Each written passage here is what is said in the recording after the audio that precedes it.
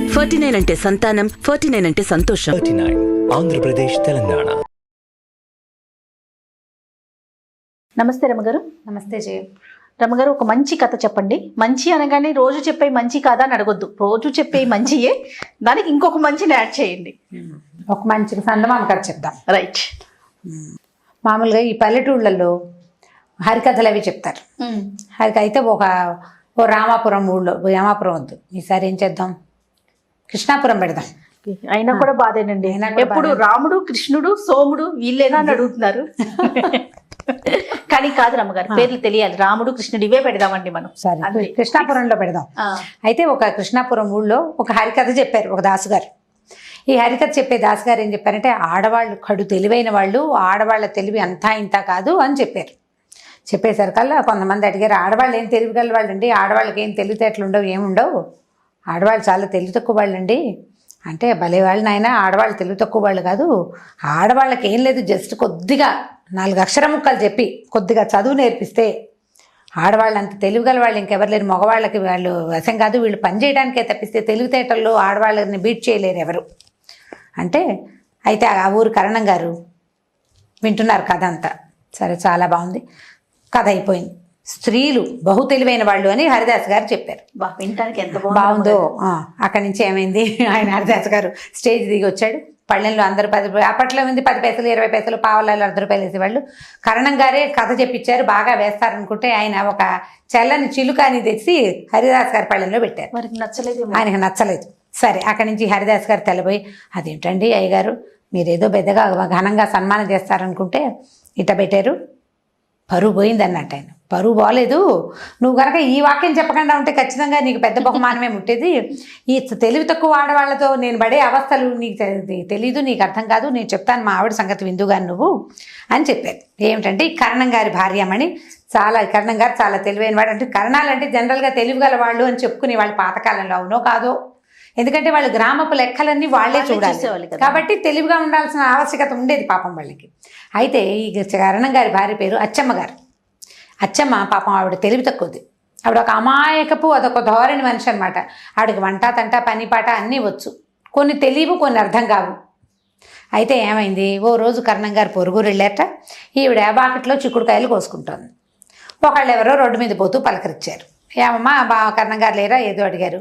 ఏమమ్మా మీకు పిల్లలు లేరా అని అడిగాడు. అడిగితే ఈవిడికి ఆలోచించింది, మాకు పిల్లలు ఉన్నారా లేదా, లేకుండా ఎందుకుంటారు, ఊళ్ళో అందరికీ లేరు పిల్లలు, మాకు ఉంటారని తలకాయ అయిపోయింది. తర్వాత అనుకుంది, పిల్లలు ఉన్నారో లేదో మా ఆయన్ని అడిగి తెలుసుకోవాలని అనుకుంది. ఆవిడ తెలివది. అక్కడి నుంచి ఏమైంది, చీకటి పడ్డాక బాగా చీకటి పడిపోయింది. ఆ రోజుల్లో ఏంటంటే సాయంత్రం 6 అయ్యేసరికల్లా భోజనాలు చేసేవాళ్ళు, గూట్లో దీపం నోట్లో ముద్ద పద్ధతిగా ఉండేవాళ్ళు. మీరు ఇదివరకు విన్నారు, తెలుసు కదా.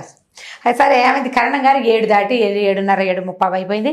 పొద్దున్న ఎప్పుడో 9 గంటలకి తిన్న అన్నం ఆయన కరమని ఆకలి వేసేస్తోంది. బోళ్ళ పైగా అప్పుడు బస్సులా లారీలా ఏమీ లేవు, కాలినడకని తిరగాలి ఊళ్ళ సర్వే చేయటం అంటే అంతా నడకే.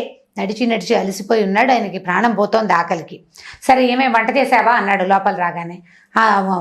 చేశానండి, మిమ్మల్ని ఒకటి అడగాలండి అందుట. అంటే తర్వాత అడుగుతామని ముందు నీళ్ళు పోసుకుంటా వడ్డిచ్చేసేయి, ఆకలి వేసేస్తుంది నాకు అన్నాడు. 7:30 8 కూడా అయిపోయింది, చీకటి పడిపోయి ఆకలి వేసేస్తుంది ఆయనకి, నిద్ర వచ్చేస్తుంది, ఆకలి వేస్తుంది. ఆయన ఒక్క చెంబు అట్లా నువ్వు దగ్గర దిమ్మరించుకుని వచ్చేసరికల్లా ఈవిడ ఆ కంచం పెట్టింది, కూర పప్పు వేసి సిద్ధంగా కూర్చుని ఏమడిగింది, ఏమండి మనకు పిల్లలు ఉన్నారా. ఆయనకి అసలే ప్రాణం పోతుంటే పొద్దునుంచి ఆకలిగా ఉన్నవాడికి ఎలా ఉంటుంది, 2 ముద్దలు గబగబా నోట్లో వేసుకుంటూ అన్నాడు. ఏమండి ఆడపిల్లలా మగపిల్లలా అండి అని. సరే, విసుగు పుట్టింది ఆయనకి. తల్లి, ఎవరో ఒకళ్ళు ఉన్నారు, కాదండి ఆడపిల్లనా మగపిల్లనా చెప్పండి అంత అనేసరికి ఆడపిల్లలేవే అన్నాడు. లేదని చెప్తే పోను, చెప్పలేదు ఆయన. పిల్లకి పెళ్ళయిందా మన పిల్లకి అడిగింది. సరే, పిల్లకి పెళ్ళయింది అన్నాడు. ఎవరబ్బాయికి ఇచ్చాం మనం, తర్వాత ప్రశ్న కూడా వచ్చేసింది, ఎవరబ్బాయికి ఇచ్చారు వీళ్ళ పిల్లని. ఇక ఆలోచించాడు, విసుగు పుట్టింది ఆయనకి. గబగబా తినేస్తున్నాడు ఆయన స్పీడ్గా. ఈయనకి చెప్పలేక సమాధానం, ఎవడో ఉన్నాడే ఆయన పేరు వల్లకాట్లో రామనాథయ్య, ఆయనకి ఇచ్చామన్నాడు. ఈవిడ పేరు గుర్తుపెట్టుకుంది. మర్చిపోతానని వంటింటి గట్టు మీద కుంపట్లో బొగ్గులు ఉంటాయి కదా, బొగ్గుతోటి రాసుకుంది వల్లకాట్లో రామనాథయ్య. ఓహో, రామనాథయ్య అనే పిల్లవాడు వల్లకాటి వారు వాళ్ళ ఇంటి పేరు. పాత రోజుల్లో చింతావారు, పేకావారు అలాంటి పేర్లు ఉండేవి, చింతకాయల వాళ్ళు, వంకాయల వాళ్ళు ఉండేవి కదా.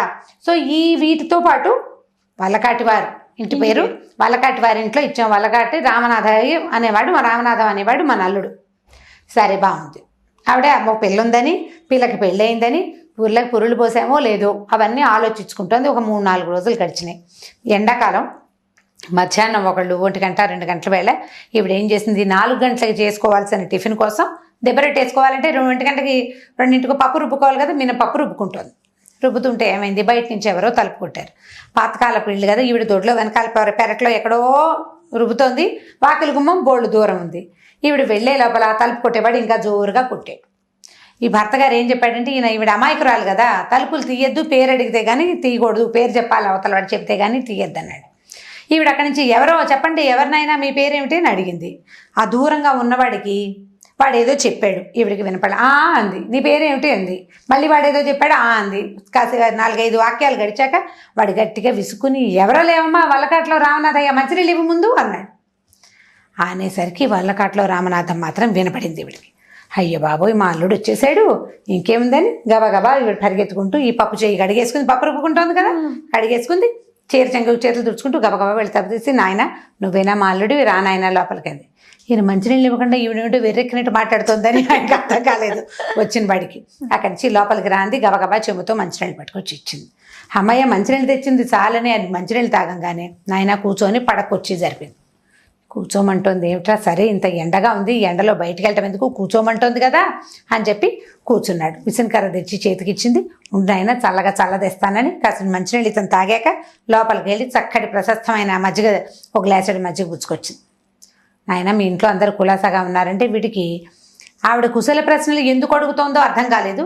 బాగున్నారన్నాడు. అమ్మాయి ఎలా ఉంది అంది. ఎవరమ్మాయి అని ఆలోచించాడు. సరే బాగానే ఉంది అన్నాడు. ఓ నిమిషం అయ్యాక, ఎన్నాళ్ళు అయింది మీ పెళ్ళి, ఎన్నాళ్ళు అయిందో, అసలు రానేలేదు, పిల్లని తీసుకుని రావాలి నాయన నువ్వు అని. అప్పుడు తట్టింది. ఈవిడ ఎవరో అనుకుంటోంది. ఎవరనుకుంటోంది కాస్త ఆలోచిస్తే, వల్లకాట్లో రామనాథం అని చెప్పానని, ఆ వల్లకాట్లో రామనాథం అనేవాడెవడో వీళ్ళ చుట్టమో బంధువో అల్లుడో మేనల్లుడో సగం ఏదో ఉందన్నమాట. సరే వీడేమనుకున్నాడు, అటు ఇటు చూస్తే ఇంట్లో పిట్ట పొరుగు ఎవ్వరు లేరు. ఈవిడ ఒక్కతే ఉంది. ఈవిడేం వెరుబాగులు దానిలాగా కనపడుతోంది. సరే అక్కడి నుంచి అందరూ బాగున్నారండి, మీ అమ్మాయి కూడా వస్తానంది, నేను ఒక్కడే వచ్చాను అన్నాడు. అల్లేసాడు కదా. అక్కడి నుంచి ఏం చేసింది ఈవిడ, సరే ఆ మాట ఏమంటే మీ అమ్మ నాన్న బాగున్నారా, మీ చుట్టాలు బాగున్నారా, పొలాలు పంటలు బాగా పండినాయి ఆయన, ఈ 2 అడిగి ఉండండి ఏమైనా చేసుకొస్తానని పప్పు సగం రుబ్బింది కదా, గబగబా కాస్త కుంపటి వెలిగించి అంత నూనె పెట్టి 4 గారెలు వేసి పట్టుకొచ్చేసింది అల్లుడికి. పొద్దున్న చేసిన నల్ల పచ్చడి వేసి తెచ్చేసింది. శుభ్రంగా వీడు మధ్యాహ్నం పూట 3 గంటలకు వేళ 1:30 2 బావైంది. మధ్యాహ్నాలు టిఫిన్లు చేస్తారు కదా, చక్కగా టిఫిన్ చేసేసాడు. టిఫిన్ చేసిన తర్వాత కాసేపు కూర్చొనైనా మీ మామగారు వస్తారు, చీకటి పడిపోయేసరికి అలా వచ్చేస్తారు, కూర్చోమంది. కాసేపు టిఫిన్ తిన్నాడు, మజ్జిగ తాగాడు, మంచినీళ్ళు తాగాడు. సేద తీరిన తర్వాత వెళ్ళొచ్చులే అనుకున్నాడు. అప్పుడు బాగా ఆలోచిస్తే వాడికి తట్టింది, ఇది కరణం గారి ఇల్లు, కరణం గారు బాగా సంపాదించాడు, ఆయనకి పిల్ల జల్లా లేరు, మూటా ముల్లా బాగానే ఉంటాయి వీళ్ళ దగ్గర. సరే అక్కడి నుంచి అన్నాడు, నేను మీ అమ్మాయి మళ్ళీ వస్తామండి, ఇప్పుడు వెళ్ళిపోతాను, అసలు నేను ముఖ్యంగా ఈ పని మీదే వచ్చాను, మా మేనత్త గారింట్లో పెళ్ళికి వెళ్ళాలి, వస్తువులు ఏవీ లేవు, ఏం వెళ్తామని మీ అమ్మాయి బాధపడుతుందంటే, అదేమిటైనా వస్తువులు ఎందుకు లేవు, కంటే కాసుల పేరు అన్నీ నా దగ్గరే ఉన్నాయి అంది. అనేసరికల్లా నేను తెచ్చిస్తాను. అయితే ఎరువు ఇవ్వండి అత్తగారు, కంటే కాసుల పేరు అవి తెచ్చిస్తే పెళ్లి నుంచి ఇటే వస్తాం మేము. పెళ్ళికి వెళ్ళి పెళ్లి నుంచి ఇటే వస్తాం. అక్కడి నుంచి మేనత్త గారు ఇల్లు బాకిలి భోగట్టా చేశారు ఇద్దరు కలిసి. ఆవిడ ఈ మేనత్త ఊరు పేరు ఈవిడికి ఏం తెలీదు. మేనత్త లేకుండా ఎలా ఉంటారు, పిల్లలు లేకుండా దేశంలో ఉన్న వాళ్ళందరికీ పిల్లలు ఉన్నారు, అసలు లేని కూతురు చేసుకుంటోంది ఆవిడ. సరే అక్కడి నుంచి ఏం చేసింది, మీ మేనత్త వాళ్ళ కూతురు ఏ పిల్లాడి ఏ ఊరు కంఠం ఎంత ఇస్తున్నారు లాంటివి కూడా కనుక్కుంది. సంభాషణ నెరుపుతుంటే వీడు పైవాడేమోనని తెలియలే ఆవిడకి, ఇంకా ఇమర్స్ అయిపోయింది అనమాట. అక్కడి నుంచి ఏం చేసింది, వస్తువులు తేవడానికి వెళ్ళింది. 1-2 పట్టు చీరలు కూడా ఇవ్వండి అత్తగారు, పంచి చీరలు ఏందే బంగారు వస్తువులు కనపడవసమండి అన్నాడు. సరే అది బాగుందని ఆవిడ 4 చక్కటి పట్టు చీరలు, అక్కడి నుంచి కంటే కాసుల పేరు, వంకీలు, వడ్డాణం. కంటే అంటే మెళ్ళో వేసుకునేది, గట్టిగా ఉంటుంది, రౌండ్గా ఉండి ఒక ఎలా అంటే రింగ్ లాగా ఉంటుంది కంటెంట్. కాసుల పేరు తెలుసు, కంటే కాసుల పేరు కాంబినేషన్. ఆ రౌండ్ ఇట్లా మెడ మీద ఇట్లా గుండ్రంగా ఉంటుంది, కాసుల పేరు కిందకు వస్తుంది అనమాట. ఇవి 2 వడ్డాణము, మళ్ళీ అక్కడి నుంచి వంకీలు, గాజులు అవి పట్టుకొచ్చి ఇచ్చింది. ఒక 3 పట్టు చీరలో 4 పట్టు చీరలో పట్టుకొచ్చింది. సరే ఓ చిన్న గుడ్డ ఇవ్వండి అని అన్ని మూట కట్టుకుని తీసుకున్నాడు. శుక్రవారం పొద్దునే పెళ్ళండి, పెళ్లి నుంచి భోజనాలు చేసేసి మీరు వంట ప్రయత్నం అది చేయబాకండి. సాయంకాలం అన్నం తిని ఇక్కడే వెళ్తాము, చీకటి పడే వేళకి వచ్చేస్తాము. రాత్రికి అన్నం తిని గూడుబండిలో ఇంటికి వెళ్ళిపోతామంటే మా ఊరు వెళ్ళిపోతామంటే ఎందుకునైనా మేము ఇంటికి వెళ్తాము, రాత్రికి ఇక్కడ పడుకుని శుక్రవారం పూట పిల్లని ఎట్లా పంపిస్తాం, పెళ్లి కంటే నువ్వు తీసుకెళ్తావు కానీ శనివారం పొద్దున్నే చక్కగా ఫలహారం చేసి ఇంటికి వెళ్తురు కానీ సరేనన్నాడు. అయిందా? సరే, మీ అమ్మాయి కులాసాగా ఉందంటే అమ్మాయి లక్షణంగా ఉందండి, ఎంతో బాగుంది, మీకోసమే అడుగుతోంది, రేపు అసలు చూడాలంటోంది, కానీ నేను ఇవాళ వస్తువులు అరుగు తీసుకోవడానికి వచ్చాను కానీ లేకపోతే మేము కూడా నేను పెళ్లి నుంచే వద్దాం అనుకున్నాను అని చెప్పాడు. ఆవిడ ప్రగాఢంగా నమ్మేసింది. దారిలో తినడానికి ఇంకో 2 గారె ముక్కలు ప్యాక్ చేసి పంపించింది అల్లుడు గారు. అల్లుడు వెళ్ళిపోయాడు.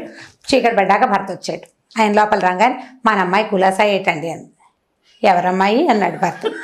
మన అమ్మాయేనండి అని.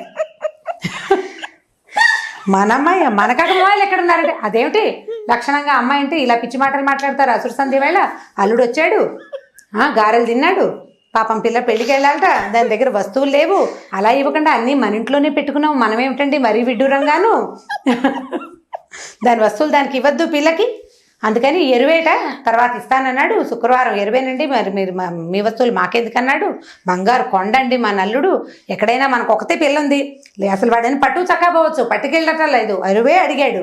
4 రోజులు ఉంచుకుని పెళ్ళికి పెట్టుకున్నాక శుక్రవారం నాడు పట్టుకొచ్చి ఇచ్చేస్తాడు.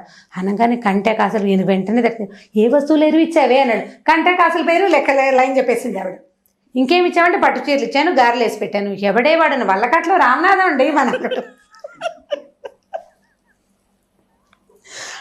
కానీ నిర్ఘాంతపోయాడు. అయ్యో ఆ రోజు మనకి పిల్లలు లేరని ఒక్క వాక్యం చెబితే సరిపోయేదానికి అనవసరంగా విసుగుపడి అలా వలకాట్లో రామనాథం అని చెప్పాను వెర్రిబాగులు దానికి. వాడెవడో ఈ మాట విన్నాడో ఇదే అందించిందో దీని తెలివితేటలు ఎక్కువైపోయి వాడు కాస్త వచ్చి కొట్టుపోయాడు. ఇంకేముందని ఓర్మని నెత్తిమీ చేతులు పెట్టుకుని ఏడవడం మొదలెట్టాడు. కారణం కాదు, ఇన్నేళ్ళు సంపాదించింది మొత్తం మూట వల్లే పోయింది, బంగారు వస్తువులన్నీ ఇచ్చేసింది ఆవిడ. ఆయన ఏడుస్తుంటే ఈవిడేమనుకుంది, అయ్యో అల్లుడికి కూతురికి ఏమైనా ముంచుకొచ్చింది, ఈయన బయట నుంచి వచ్చాడు తెలుసుకొచ్చుంటాడు, ప్రయాణంలో అల్లుడికి ఏదో అయిందని ఆవిడ ఏడవటం మొదలుపెట్టింది. పిచ్చి తల్లి ఏడుస్తుంటే చుట్టుపక్కల వాళ్ళు చేరారు. చేరితే ఏముంది లబో దిబో, ఈవిడేమో మా అల్లుడు వచ్చాడంటుంది, నా బొంద నేనేదో చెప్తే వాడెవడో ఎత్తుకుపోయాడంట ఆయన. ఇక వస్తువులు పోయాయని ఏడుస్తున్న కరణం గారిని, లేని కూతురికి అల్లుడికి ఏదో జరిగిందని ఏడిచే అచ్చమ్మ గారిని, ఇద్దరిని ఓదార్చి ఆ ఊరు జనం ఇలా కర్మానికి ఎవడ కర్తలు అని అనుకుంటూ పోయారు. ఇప్పుడు హరిదాస్ గారికి ఈ కథ చెప్పారనమాట కరణం గారు. అంత తెలివిగల స్త్రీతోటి ఉంటున్నాను నాయన, స్త్రీలు తెలివిగల వాళ్ళు అని నువ్వు చెబితే నాకు నీకు డబ్బులు ఇవ్వాలనిపించట్లేదు, మరోసారి మా ఊరు రాకు. ఒకవేళ ఏ ఊరైనా వెళ్తే ఇలాంటివి చెప్పకు, స్త్రీలను చదివించండి, స్త్రీలకు కూడా తెలివితేటలు ఉండే అవకాశం ఉంది అనాలి, అంతేగాని స్త్రీలే తెలివిగల వాళ్ళని నువ్వు చెప్పద్దు. తెలివిగల వాళ్ళు కాదు స్త్రీలు, వాళ్ళని కొంత చదివించాలి, కొంత తెలియచేయాలి, కొంత లోకజ్ఞానం అలవరిచి పెళ్లిళ్ళు చేయాలి. ఈ 7 ఏళ్ల 3 ఏళ్ల పిల్లలకి పెళ్లిళ్ళు చేశాక వాళ్ళని మా నెత్తి మీద పడేస్తారని ఆయన తిట్టి హరిదాస్కి ఏమీ ఇవ్వకుండా పంపించేసారు. ఇప్పుడు ఈ వల్లకాట్లో రామనాథం గారి కథని తెలుసుకుని మీరు పిల్లలకి చెప్పాలి. ఎలా చెప్తారో చెప్పండి, మీ ఇష్టం. ఎంత బాగుందో రమ్మగారు, స్టార్టింగ్ నుంచి నవ్వుతుండే నాకు కళ్ళల్లో నీళ్ళు కూడా వచ్చేస్తున్నాయి. తెలివైన వాళ్ళకి ఉంటారు, ఇప్పుడు కూడా ఉన్నారంటారు రమ్మగారు. ఎందుకంటే ఇప్పుడు ఇది సందర్భం కాదు కానీ ఈ మాట చెప్తాను. రైస్ పుల్లింగ్ నేను నమ్మట్లా జనం. రైస్ పుల్ చేస్తాం, రైస్ పుల్లింగ్, ఈ బియ్యం ఒక చోట ఉండి బియ్యాన్ని లాగుతుంది, దానివల్ల డబ్బు వస్తుంది. బంగారం దీనికి గంపలో పెట్టండి రేపొద్దుటికి డబల్ అయిపోతుంది. పిచ్చి బొందలు కాదా వీళ్ళందరూ? ఇది తెలివే? కొంతమంది అంట బాబాలని నమ్ముతారు, మంత్రగాళ్ళని నమ్ముతారు. అక్కడెక్కడో భూమిలో భూగర్భ నిధులు ఉన్నాయని, భూగర్భ నిధి ఉంటే మాత్రం నువ్వు ఎలా తీసుకుంటావు, గవర్నమెంట్ అది కాదు, దానికోసం వెళ్తాను. అత్యాస కాదు రమ్మగారు, మెరుగు పెడతామని చెప్పి వస్తారు, మెరుగు పెట్టే వాళ్ళకి వస్తువులు తీసేస్తారు. ఒకటిచ్చి చూద్దాం అనుకోకుండా అన్ని వస్తువులు చేతులు పెడితే అట్లా రోడ్డు మీద బంగారం దొరికిందని 100 రూపాయలు 100 మీదేనా అని మోసం చేసేవాళ్ళు ఉన్నారు. వీళ్ళందరూ తెలివి తక్కువ పెద్దమ్మలే. ఇప్పుడు ఆవిడది మరీ తెలివి తక్కువ అనుకో, ఇప్పటికీ ఉన్నారు తెలివి తక్కువ పెద్దమ్మలు. మీరు ఎంతమందిని నమ్మి మోసపోవట్లేదు? ఫేస్బుక్లో ఫ్రెండ్షిప్లు చేసి మోసపోయి డబ్బులు లక్షలు ఇచ్చేసే వాళ్ళు కొంతమంది, ప్రాణాలకి మీదకి తెచ్చుకుంటున్న వాళ్ళు కొంతమంది. ఏం తెలివి? ఏది తెలివి లేదు, తెలివి లేవు. స్నేహాలు చేసి ఫ్రెండ్షిప్లతోటి ఒకటితోటి ఫ్రెండ్షిప్ చేస్తే వాడు తన ఫ్రెండ్స్ 3 4 తోటి ఆడపిల్లల్ని పనిచేసి సర్వనాశనం చేసేసే వాళ్ళు ఉన్నారు. మీకు ఏవి తెలివితేటలు? ఇప్పుడు మోసగింపబడుతున్న వాళ్ళలో ఆడవాళ్ళు మగవాళ్ళు కూడా ఉన్నారు లోకంలో. ఇప్పుడు కనపడుతుంది, రోజు పేపర్ చూస్తామా, కొంతమంది అమ్మాయిలు మోసపోయినట్టు, కొంతమంది మగవాళ్ళు మోసపోయినట్టు కనపడుతున్నాం. మెజారిటీ ఆడవాళ్ళదే. అవును, మెజారిటీ ఆడవాళ్ళదే. వీళ్ళ మూర్ఖత్వం, వీళ్ళ తెలివి తక్కువతనంతో ప్రత్యేకమైన విషయాలు, అనవసరమైన విషయాలకి ఎక్కువ ఇంపార్టెన్స్ ఇచ్చి ప్రాణాల మీదకి తెచ్చుకుంటారు. అక్కర్లేని స్నేహాలు నాశనం చేసుకుంటారు, అక్కర్లేని స్నేహాలు, అనవసరమైన ప్రయత్నాలు. వాడెవడో ఫేస్బుక్లో ఫ్రెండ్ ముక్కు మొహం తెలియని వాడిని నువ్వు ఎలా నమ్ముతావు? నువ్వు పక్కింటి వాళ్ళతోటి కూడా మాట్లాడవే. వరుసలు కూడా చూసుకోవట్లేదు రమ్మగారు, వరుసలు కూడా చూసుకోవట్లేదు. కజిన్స్ తోటి ఫ్రెండ్షిప్ చేయటం. పైగా ఈ రోజుల్లో ఏమిటి, నన్ను జడ్జి చేయకూడదు అనేది ఒక మాట. రెండోది మనసే ఇంపార్టెంట్. మనసే ఇంపార్టెంట్. బుద్ధి కాదా ఇంపార్టెంట్? మనసు కాదు, బుద్ధి ఇంపార్టెంట్. అసలు దీనికి ఈ ఇంపార్టెన్స్ ఇవ్వాలా వద్దా అనేది ఆలోచించకుండా తెలివి తక్కువగానే చేస్తున్నారు. ఇప్పటికీ ఆడవాళ్ళు తెలివి తక్కువగానే ఉన్నారు. మారాల్సిన అవసరం అయితే ఉంది. అసలు లేటెస్ట్ పిల్లల్లో మరీ ఉంది జయ. ఇంత చదువుకుంటున్నారు, తెగ చదివేస్తున్నారు అమ్మాయిలు, అయినా కూడా పప్పులో కాలేస్తున్నారు. చాలా మూర్ఖంగా, అంటే అది మీరు అన్నట్లుగా బిహేవ్, తెలివి తక్కువ పనులు, చెయ్యకూడని పనులు, అక్కర్లేని మాటలు, ఇద్దరితో ముగ్గురుతోటి ఎట్ ఏ టైం స్నేహాలు చేసి ముగ్గురిని మెయింటైన్ చేయాలనుకోవటాలు, పప్పులో కాలేయటాలు, అనవసరంగా పెద్దవాళ్లతోటి స్నేహాలు, ఈడుకు మించిన వ్యవహారాలు, అన్నీ తప్పులే. ఇవన్నీ హెచ్చుగా ఆడపిల్లల్లోనే కనపడుతున్నాయి. ఇప్పుడు మీరంతా నా మీద యుద్ధానికి రావద్దు, పేపర్లో ఉన్న సెన్సెస్ని బట్టే చెప్తున్నా. ఎగ్జాక్ట్లీ రమ్మగారు. న్యూస్ పేపర్ చూస్తామా, మోసపోయిన మగవాళ్ళ కథలు కనపడతాయి. అవి 4 ఉంటే ఇవి 10 ఉంటున్నాయి. ఎందుకు అంత తెలివి తక్కువగా ఉంటున్నాను? విపరీత ధోరణులండి. మీరు అన్నట్లుగా వయసుకు మించిన స్నేహాలు, బంధాలు కానీ అనుబంధం, అసలు మంచి చెడు ఏమి అమ్మా నాన్న కంటే ప్రపంచం అంతా ఇంపార్టెంట్ గా కనపడుతుంది. అదొక ప్రాబ్లమ్. అమ్మా నాన్న ఇంపార్టెంట్ గా కనిపించారు. వీళ్ళన్నిటికీ నీకు అడ్డుకట్ట కడతారు. నిజం, అన్నిటికీ ఆపుతారు. అమ్మ ప్రతిదీ వద్దంటుంది, నాన్న అన్ని కంట్రోల్ చేస్తాడు. కానీ నీకు అన్నం నీళ్ళు ఎక్కడి నుంచి వస్తున్నాయి? నీ ఫ్రెండ్స్ ఎవరు ఇవ్వరు కదా, ఫ్రెండ్స్ ఇవ్వరు. నువ్వు ఫ్రెండ్షిప్ చేసే వాళ్ళలో ఎవ్వడూ నీకు తెల్లారులేస్తే అన్నం పెట్టాడు, నేను నిద్ర లేపడు. వీళ్ళే కదా చేస్తారు. అది తెలుసుకుని చావకుండా. తెలివితేటలు లేవు చేయ, ఇంకా బాగా తెలివిగా లేరు ఆడవాళ్ళనే అనిపిస్తుంది. ఆలోచించి చూడండి. డెఫినెట్గా రమ్మగారు. Thank you. ఓకే, మంచిగా నవ్వించారు, మంచి ఆలోచింప చేసే మాటలను కూడా చెప్పారు. చాలా బాగుంది రమ్మగారు. ఇంకొక వీడియోలో మళ్ళీ కలుద్దాం. తప్పకండి. ఇక ఈ వీడియో కనుక మీకు నచ్చినట్లయితే లైక్ చేయండి, షేర్ చేయండి. మరిన్ని వీడియోస్ కోసం మా ఛానల్ని సబ్స్క్రైబ్ చేసుకోండి.